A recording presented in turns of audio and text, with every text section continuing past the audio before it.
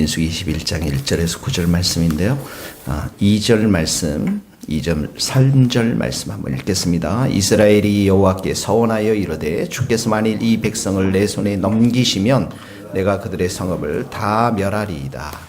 여호와께서 이스라엘 목소리를 들으시고 가나안 사람을 그들의 손에 넘기심에 그들과 그들의 성읍을 다 멸하니라. 그러므로 그곳 이름을 호르마라 하였더라. 또 한 걸만 더 읽겠습니다. 9절 말씀 읽겠습니다. 모세가 놋뱀을 만들어 장대 위에 다니 뱀에게 물린 자가 놋뱀을 쳐다본 즉 모두 살더라. 아멘. 자, 1절에 보면 이제 가나안 사람의 이야기가 등장합니다. 이 민수기 21장은 광야에서 40년간의 시간을 이제 마치고 가나안 전투로 들어가는 그런 길목인데요. 이 가나안 사람들과 첫 번째 전투가 이제 벌어지게 되는 거죠. 그런데 보니까 가나안 사람 아랏 왕이 이스라엘 사람들을 쳤습니다. 그리고 사로잡았습니다. 그랬더니 2절에 보니까 이스라엘 백성들이 여호와께 서원하여, 거기 서원하여 동그라미를 한번 쳐보세요. 서원하여. 그리고 어떤 서원을 했습니까? 이 백성을 내 손에 넘기시면, 우리가 이 백성들이 하나님께서 이 백성들을 이 전쟁 가운데 붙이셔서 우리에게 승리를 주신다면, 이 사람들과 싸우게 된다면, 또 이 전쟁 가운데서 하나님께서 이들을 우리 가운데 주신다면 우리가 그들의 성읍을 다 멸하겠습니다. 사람들을 다 멸망시키겠습니다. 이렇게 서원을 드리는 것입니다. 그랬더니 기도했더니 3절 여호와께서 이스라엘 목소리를 들으시고, 자 동그라미를 치시고 들으시고, 들으셨습니다.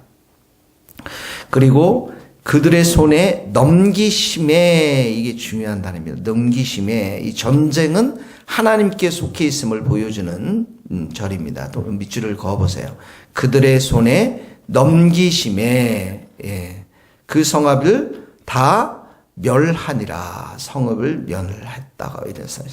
그래서 호르마라는 뜻이 뭐냐면 진멸, 멸망, 거기다 좀 적으시고, 또 철저한 파괴, 진멸, 이런 의미를 가지고 있습니다. 그러니까 2절 말씀, 3절 말씀을 볼 때 2절에 기도하고, 소원 기도하고, 그러면 하나님께서 음성을 듣고, 그리고 이 싸움 가운데 나가서 승리하는 장면, 어떻게 보면 영적 전쟁의 그런 기본적인 공식이 여기에 적혀 있는 것들을 보게 되어집니다.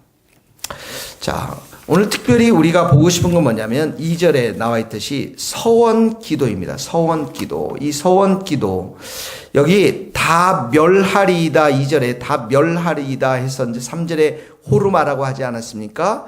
이 다 멸하리라, 이 호르마가 사실은 다 멸해서 어떻게 합니까? 하나님께 바치겠다라는 의미예요. 하나님께 바치겠다라는 단어는 헤렘이라는 단어입니다. 헤렘이라는 단어인데, 하나님의 나라를 위해서, 하나님의 영광을 위해서, 하나님의 이름을 위해서 다 멸해서 바치겠다라는 그런 의미인 것입니다. 이것이 바로 서원의 의미인 것입니다. 서원.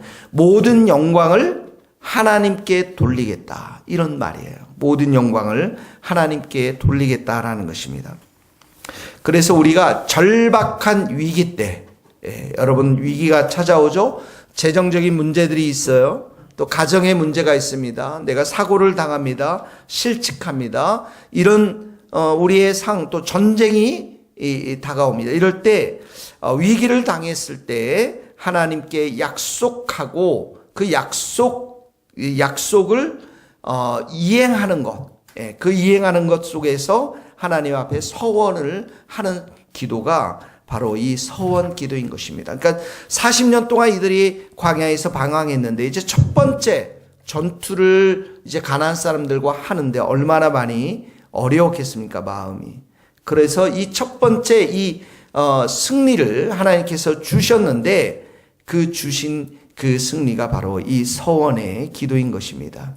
이 가나안 사람들은 굉장히 야만적이고 사악하고 부패해서 하나님께서 다 멸하라 이렇게 이렇게 말씀을 하셨죠. 그랬는데 이 이스라엘 백성들이 여기 지금 1절에 나와 있는 이들이 있는 땅이 40년 전에 섰던 땅입니다. 12명의 정탐꾼을 가나안 땅에 보내서 10명이 불신해서 40년 동안 방황했던 그 땅이었습니다. 근데 그 땅에서 이제는 하나님 앞에 서원 기도를 드리고 그리고 나서 전쟁을 벌여서 승리를 가져오는 것을 보게 되었습니다. 그래서 오늘 우리 가운데 적용하고 싶은 것은 여러분들도 여러분의 삶 가운데 위기가 있는 것, 어려움이 있는 것, 이 속에서 여러분들이 서원 기도를 드리면 좋을 것 같습니다. 그래서 서원 기도를 드렸을 때 하나님은 그것을 꼭 지키시기를 원하십니다. 여기서는 어떻게 합니까? 전쟁을 벌이는 거죠. 가나안 땅의 전투를 해나가는 거죠. 그리고 다 멸하는 것입니다. 이것이 바로 서원 기도였던 것이죠. 민수기 30장 2절에 보면 사람이 여호와께 서원하였거나 마음을 제어하기로 서약하였거든 파약하지 말고 그 입에서 나온 대로 다 행할 것이니라. 하나님의 영광을 위해서 여러분이 지금 삶 속에서 어떤 서원 기도를 드려야 할지 생각해 보시고 또 기도하면서 응답받을 수 있기를 예수님의 이름으로 축원합니다. 4절 한번 같이 읽겠습니다. 4절의 말씀입니다. 4절 백성이 시작. 백성이 호르산에서 출발하여 홍해 길을 따라 에돔 땅을 우회하려 하였다가 길로 말미암아 백성의 마음이 상하니라. 이게 무슨 말인 줄 아시죠? 어제 그 성경 구절에도 그 왕의 대로의 길로 가기를 원하지 않았습니까? 에돔 왕의 큰 길을. 근데 에돔 왕이 어떻게 했어요? 거부했죠. 그래서 이 이스라엘 백성들이 우회하게 되었습니다. 다른 길로 가게 되었어요. 그랬더니 백성들이 어떻게 했나요? 마음이 상해버렸어요. 자, 여러분들 잘 보세요. 교회 생활하고 신앙 생활할 때 마음이 상합니다. 목회자를 통해서 상할 수도 있고 교회를 통해서 상할 수가 있어요. 그때 여러분들이 어떻게 합니까? 5절에 나와 있어요. 5절 같이 보세요. 5절 읽어봅시다. 시작. 백성이 하나님과 모세를 향하여 원망하되 어찌하여 우리를 애굽 땅에서 인도하여 내어 이 광야에서 죽게 하는가? 이곳에도 먹을 것도 없고 물도 없도다. 우리의 마음이 하찮은 음식을 싫어하느라. 하나님과 모세를 향해서 어떻게 했다고요? 원망했어요. 그전에 누구에게 원망했습니까? 모세와 아론에게 원망했어요. 이제 아론이 죽었어요. 이제는 하나님께 대놓고 원망합니다. 그 원망에다 동그라미를 쳐보세요. 원망. 그랬더니 출애굽 사건도 불평입니다. 먹을 것도 불평입니다. 하나님이 주신 만나, 하나님이 하늘을 문을 여서서 준 그 메추라기 다 불평의 거리가 되었어요. 여러분들이 마음이 상해 있으면 이렇게 원망하게 됩니다. 교회를 향해서 원망하게 되고 사람을 향해서 원망하게 되고 여러 곳에서 원망하게 됩니다. 그랬더니 하나님 6절에 보니까 불뱀을 보내서 많은 자가 죽었습니다. 7절 보세요. 그랬더니 원망함으로 범죄했어요. 원망은 뭐라고요? 죄입니다. 불평이 뭡니까? 죄입니다. 사단으로부터 온 거예요. 특히 여러분들 목회자들을 향해서 또 교회 리더들을 향해서 순장을 향해서 원망하는 마음, 불평하는 마음 다 사단이 주는 마음입니다. 그래서 원망함으로 범죄하였으니 7절에 기도하여 우리에게서 떠나가게 하소서 이 모세가 기도를 합니다. 그래서 8절에 보면 불뱀을 만들어서 장대 위에 매달아라. 그것을 보면 거기 보면에다 동그라미 치시고 살리라.